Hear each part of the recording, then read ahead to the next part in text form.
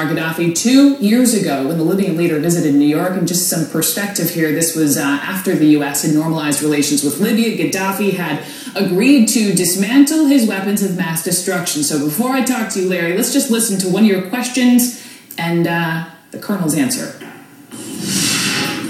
What's your proudest achievement? هو قيام سلطة الشعب. Establishment or the emergence of the People's Authority. ووضع هذا الأساس لعصر جديد في العالم وهو عصر الجماهيريات. And laying down the cornerstone for the world, a new era. It's the era of the masses. Larry King, live in Los Angeles. Larry, was he lucid? Yeah, he was. There's something weird about that day. First, we had taped Ahmadinejad, then Chavez. Then he kept us waiting for 2 hours. He came in, we had the set all set up. He changed the whole set. He didn't like the colors.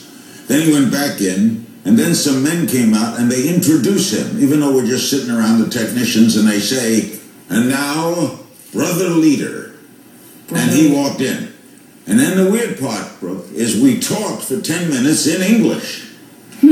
And then suddenly this other guy sits down. I said, who is that? And he said, my interpreter. I said, well, you speak English?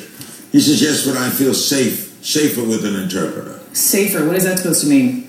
He was fearful of it. He was fearful of the speaking in English to you? Sometimes he did speak English. You know, he'd cut into the interpreter and speak English. It was the whole setting was very weird. The text, the people sitting around were very weird. How many people did he travel with? What was his entourage like?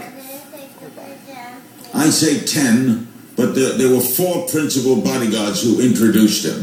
2 came out and 2 in front of them, and they actually do say, ladies and gentlemen, even though we're just cameramen and director sitting around eating Fritos, ladies and gentlemen, brother leader. Wow, that's quite and he walks in with a little cape and he was, you know, if the stark difference is the younger Gaddafi. You see what he was, a dynamic, attractive, you could see vibrant leader. I sense none of that in the Gaddafi in late 2009 at all.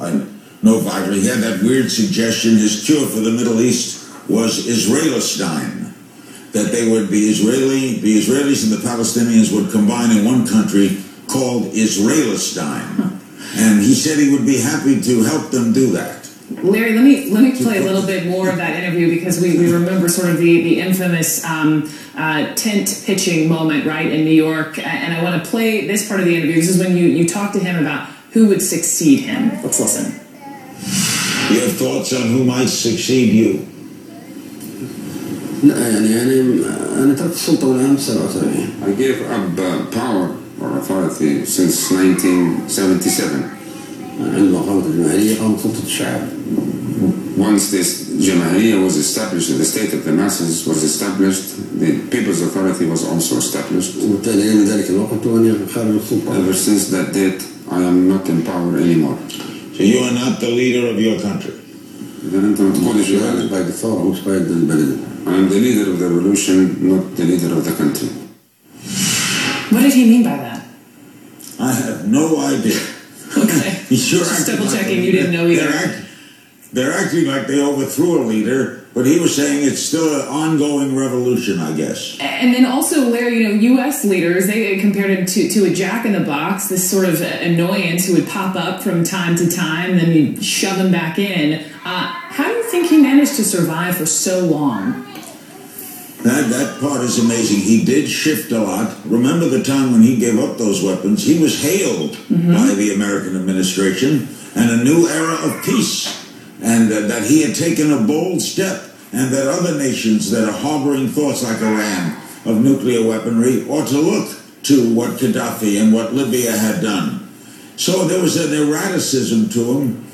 Maybe he was losing it, as they say. That statement itself, I am not the leader, I'm the leader of the revolution, I'm not the leader of my country, so there is no one to follow me because I'm not a person to be followed.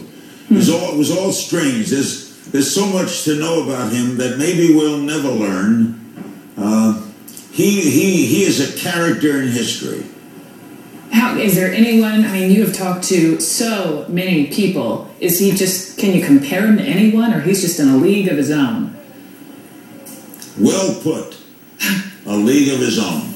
There are certain people that come along historically that there's just no one like them. There's no Fidel Castro.